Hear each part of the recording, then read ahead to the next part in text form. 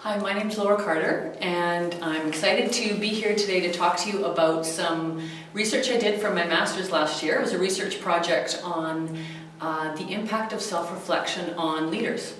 And this was essentially the cultivation of mindfulness, although I never really called it that. And there were some surprising results that were pretty gratifying for me, because mindfulness and self-reflection and self-awareness is something that I've been really interested in my own personal life. So before I talk about, expand on why I did this project, I just want to talk about definitions, because, it's sort of like, OD, what is organizational development? If you throw, 10 OD consultants in a room and ask them what is OD, you'll be there for days, because there are a lot of different definitions and interpretations.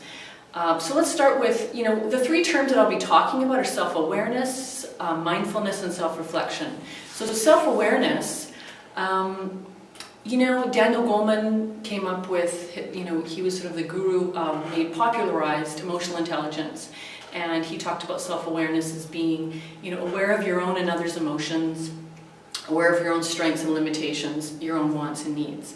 Because essentially, I really think for these participants in this project, though, self-awareness is more of a kind of a global, general feeling, often gleaned from assessments that they've done, MBTIs, or a 360, or maybe an insights profile, and they kind of had a sense of, I'm detail-oriented, or I'm an introvert, or I'm a big-picture thinker, rather than sort of the level of self-awareness that Daniel Goleman talks about, although I am wanting to sort of use that definition for this chat.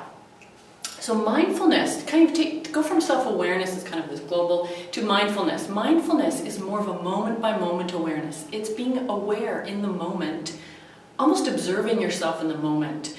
What am I feeling? What are my thoughts? What are my feelings? What are my needs? And almost observing that and being able to detach from it and think about it.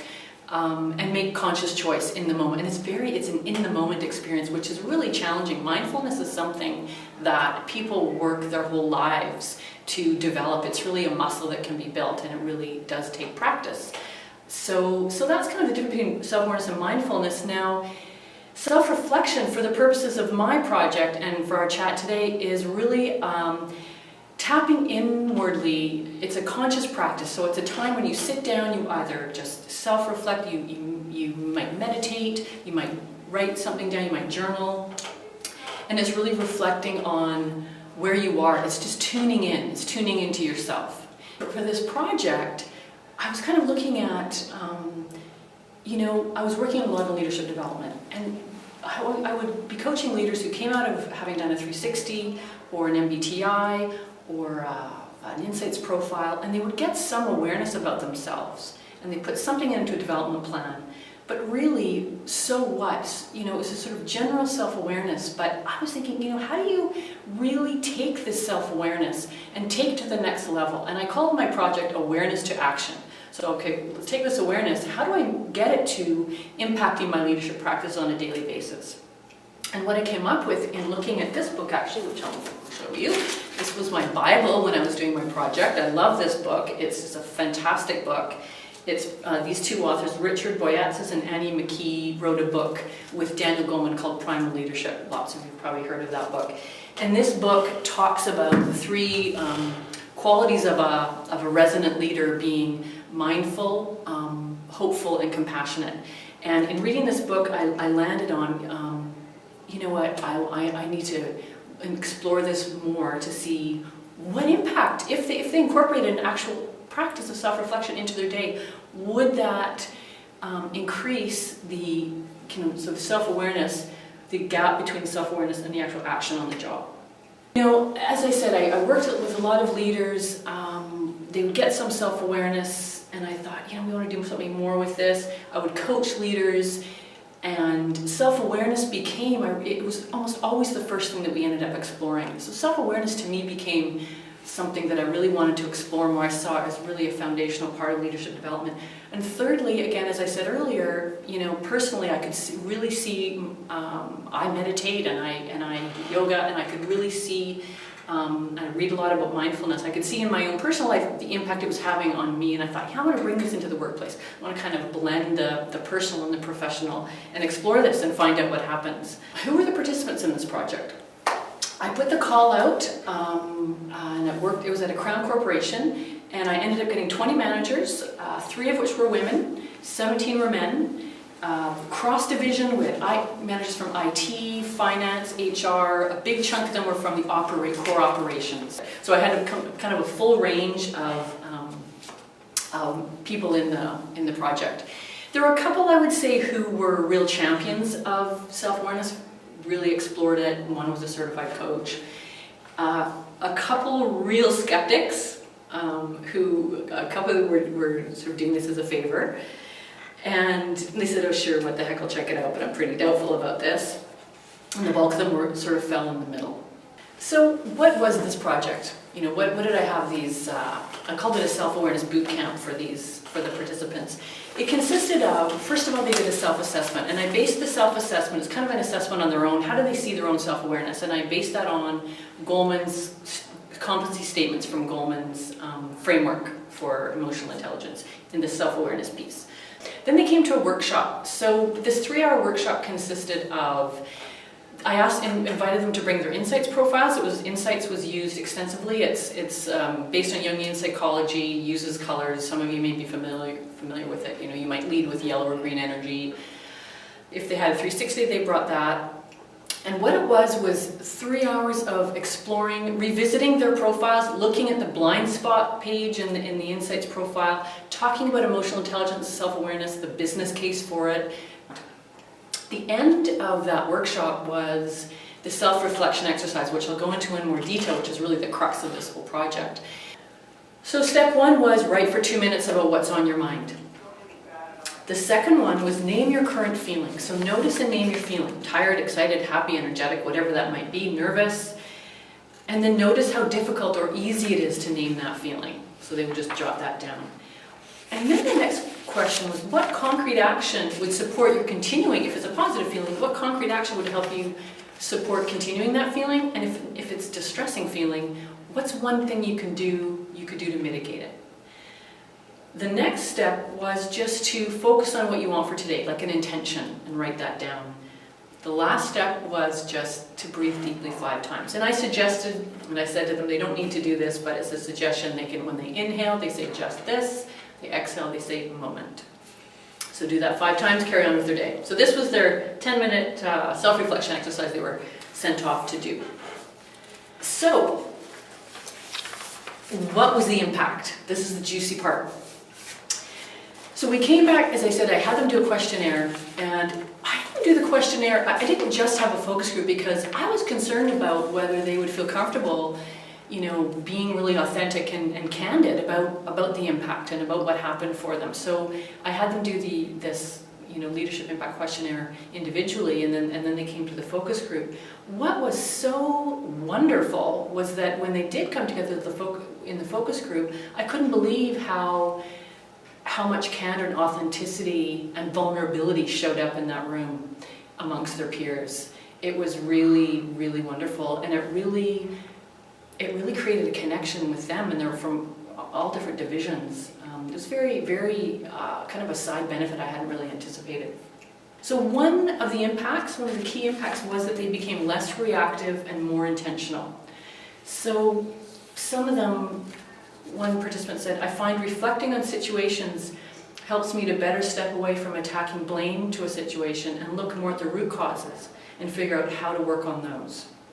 So being less reactive and more intentional about how they're showing up was one of the themes. Another theme was, and I asked this, what did you learn about yourself was one of the questions.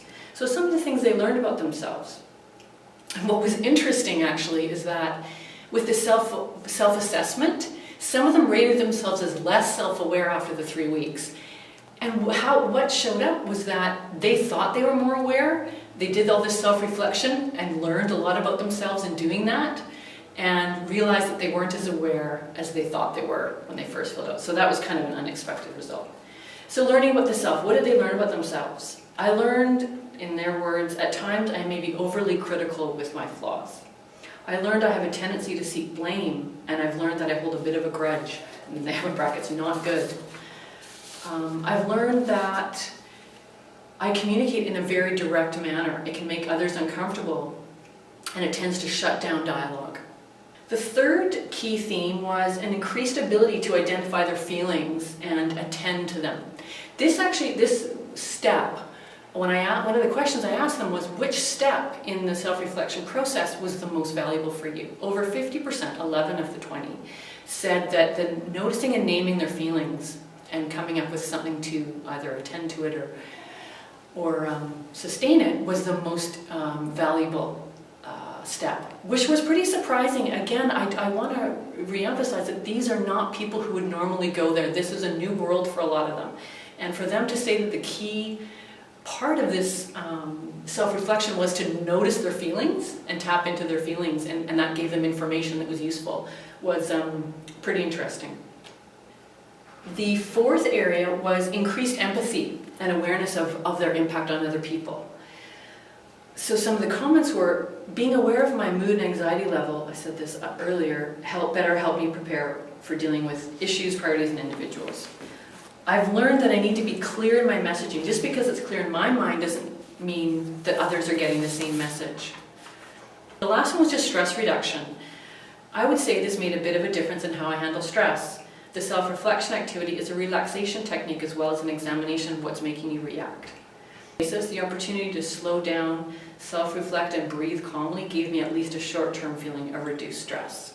So what were the implications? I mean, what are the implications for me? What did I see in terms of leadership development? You know, how would I change? I mean, I'd already started to incorporate a piece on self-awareness into my workshops. This really confirmed for me that building in this self-reflection practice can really help to bridge and narrow the gap between this kind of self-awareness, general feeling of self-awareness, I know a few things, to actually applying it. It's that action inquiry. Okay, I'll try something, I'll self-reflect, learn from that, try it again. The whole action inquiry process, this is really what this was about. I think, you know, in working with assessment and working with leaders after they complete an assessment, a debrief and coaching is great. And, you know, usually leaders will build in some part of that into a development plan or an action plan. I really think that building in this piece on reflecting on whatever it might be they're focusing on, to really build in this small bit of time to reflect and on how they're doing with applying this new learning about themselves. Another thing is, I just thought about is, you know, it's more of an experiential way of learning about themselves. It's not a course, it's not a training program, it's not even a coaching session. It's really just them working with themselves and learning from doing that. You know, I think we need to ask not just what do leaders need to do to take the organization where it needs to go, but who do they need to be? I think that's a key question. Okay, so I've shared with you a few things, you know, the process of this project. And really what I want to leave you with is, you know, what I discovered was, it doesn't matter who you are, whether you're, you know, a hardcore results-oriented operational manager, we're all human and we all benefit from this kind of self-reflection. That I think it was more gratifying bringing a group like that through this exercise than a group that was maybe more sort of on board with this and champions of it initially, because it was such a realization for them. It was so wonderful. So hopefully there's something in here that you can use. I encourage everyone to, you know, if you're working with assessments with leaders, really try to build in more self-reflection activity into the development plan, you know, the action plan that they take away with that, and I think you'll really see a lot of benefits. So thank you very much for listening.